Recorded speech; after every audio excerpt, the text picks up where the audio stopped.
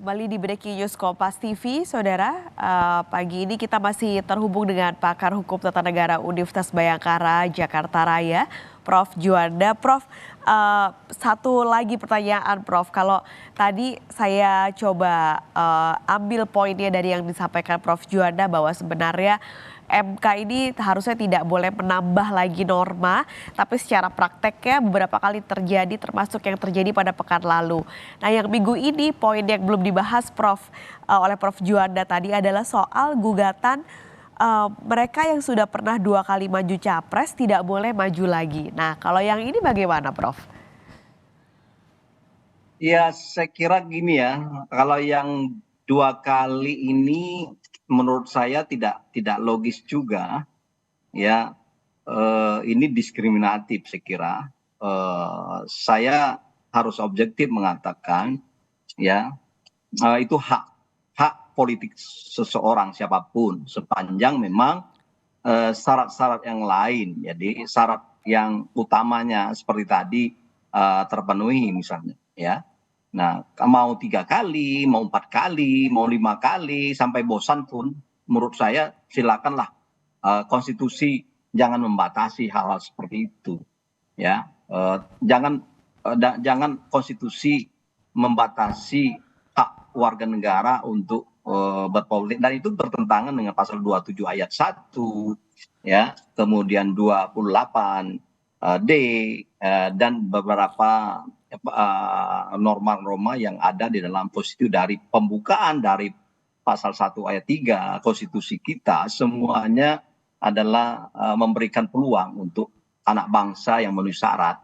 Saya kira terlalu subjektif dan politis, ya, kalau memang itu diterima, kecuali mungkin, ya, hakim konstitusinya sudah tidak lagi seperti yang putusan nomor 90 Senin yang lalu. Saya melihat ada kecenderungan, ada dugaan untuk peradilan yang tidak bebas dan memihak, ya, dan itu tidak boleh, ya, termasuk hari ini kalau itu diterima, ya, tidak signifikan dan argumentasinya kurang kuat kalau dikaitkan dengan norma konstitusi sebagai alat uji daripada undang-undang itu sendiri.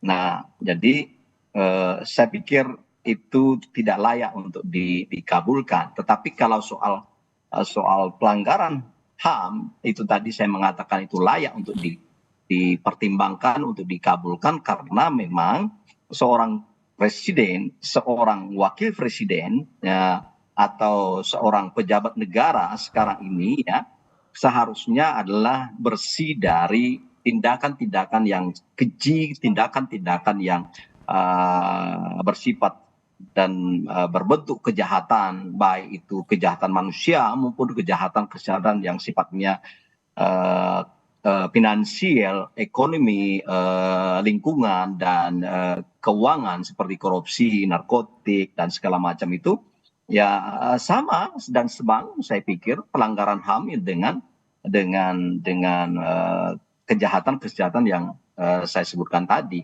dan saya kira itu layak. Tetapi, ya, kelayakan itu sendiri secara prinsip konstitusi yang saya pahami harusnya tidak secara hukum, ya. Kalau kita bicara secara hukum konstitusi, berarti secara seharusnya, semestinya, ya. Nah, hal-hal seperti ini disarankan oleh hakim konstitusi bahwa ini adalah bisa dipertimbangkan, bisa dimasukkan sebagai salah satu syarat untuk capres dan cawapres, tetapi itu merupakan bagian dari kewenangan dari pembentuk undang-undang. Tetapi kalau mau hakim konstitusi memperlihatkan bahwa tidak ada kepentingan politik apapun, misalnya tidak ada, yang kemarin juga tidak ada kepentingan apapun, saya mencoba untuk menggali dan mengingatkan. Sekarang silakan, coba putuskan juga bahwa ini juga apa bedanya dengan putusan 90 memberikan norma baru, memutuskan dalam putusan amar putusannya norma baru. Sekarang buat saja ada norma baru bahwa memang tetap persyaratan itu tidak maksimal 70 plus saja. Yang putusan 90 kemarin adalah minimal paling rendah 40 tahun, terus atau baru lagi ditambah hari ini atau tidak pelanggaran HAM. Nah itu saya kira setuju, dan buktikan praktek kebiasaan yang di luar dari prinsip teori konstitusi yang saya pahami itu, buktikan hari ini. Saya kira kalau memang hakim ingin menunjukkan bahwa dugaan-dugaan beberapa hari terakhir mengatakan putusan 90 dengan kepentingan politik orang dan sekelompok tertentu, kemudian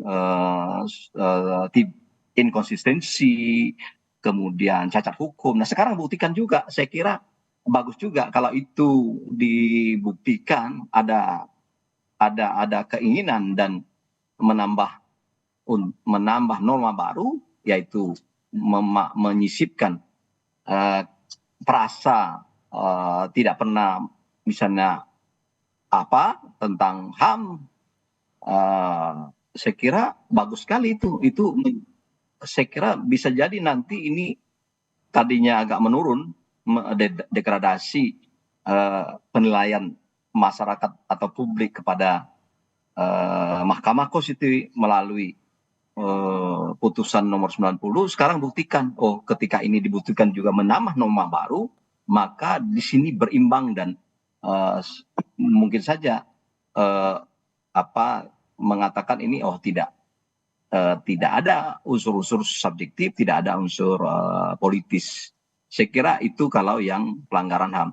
Tetapi kalau yang tadi 2 kali, saya pikir harus kita katakan itu tidak signifikan, tidak beralasan, ya, karena kalau membatasi hak orang mencalon, nanti tidak hanya calon presiden yang harus dibatasi, ya, calon gubernur juga sudah 2 kali tidak boleh lagi, ya. Jadi calon atau yang perlu dipahami juga kepala yang kita bahas ini, ya, anggota DPRD itu anggota DPR itu ada yang seumur hidup loh, Mbak. Ya, seumur hidup dari tahun zaman Orde Baru sampai sekarang anggota DPR, ya, karena tidak ada pembatasan. Nah, yang kayak gitu saya sebenarnya saya setuju sih, ya, tapi bukan 2 kali, ya, paling tidak tidak boleh lebih dari 3 kali. Saya setuju sebenarnya untuk memberi peluang sebenarnya, tapi bukan arti membatasi hak asasi orang, tetapi konstitusi itu hadir untuk pembatasan kekuasaan memang salah satunya, tapi jangan 2 kali, tapi 3 atau 4 kali lah. Yang kelima tadi, masa 5 kali berarti 20 tahun seseorang itu ada di DPR misalnya. Nah, jadi harusnya memang, ya, tapi bagaimanapun itu masih memang, tapi kalau melihat itu antara yang animo masyarakat misalnya untuk mencalonkan diri di wilayah-wilayah anggota DPR banyak, jadi bagus juga kalau mau. Tapi itu semuanya adalah open legal policy. Oke, yang artinya Prof Juanda juga yakin hari ini tidak akan ada dissenting opinion ya dari beberapa hakim di Mahkamah Konstitusi untuk keputusan ini. Nah, tadi yang saya bilang tidak ada kemungkinan dissenting opinion itu adalah soal maksimal 70. Tapi karena memang saya tidak mau langsung sebelum Mbak tanya soal masalah pelanggaran HAM. Tapi saya agak sedikit melihat ada kemungkinan ada terjadi dissenting opinion tapi bidang pelanggaran HAM-nya nanti. Nah, jangan sampai ini terlupakan. Saya menganalisis bisa jadi, ya, bagi hakim-hakim 4 hakim yang kemarin itu menolak, ini akan bergerak terbalik dengan argumentasinya, dan ada dissenting opinion. Dissenting opinionnya adalah yang 5 mungkin, atau yang 4 mungkin ya, yang 4 dari yang 5 itu mengabulkan, tapi bisa saja 1 ya, seperti Prof Eni. Kenapa saya sampaikan ini? Prof Eni saya lihat track recordnya selama ini masih tetap rata-rata masih bisa dipahami, tapi yang kemarin itu saya lihat agak sedikit saja lah ya, berbeda dari yang sebelum-sebelumnya. Kalau itu terjadi misalnya ya 5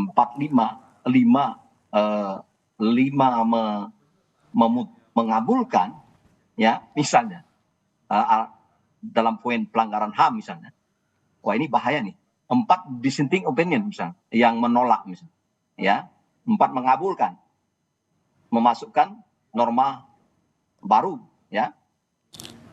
Tapi saya membayangkan kalau ini diterima ya, seandainya ada terbukti ada calon-calon itu ya, calon-calon di antara 3 pasang calon itu ada yang bisa dibuktikan secara hukum pelanggaran HAM, maka tamatlah riwayat untuk mencalonkan. Itu nanti kan ini dari baca pres ya, itu kan nanti ada pleno dari KPU untuk mengetok palu, oh ini calon tetap, bukan calon tetap, ini sah menjadi calon atau ditolak. Nah itu dilihat dari persyaratan yang diajukan, apa termenuhi atau tidak. Tetapi kalau misalnya ada syarat baru misalnya ternyata terbukti, berarti ya apa boleh buat, berarti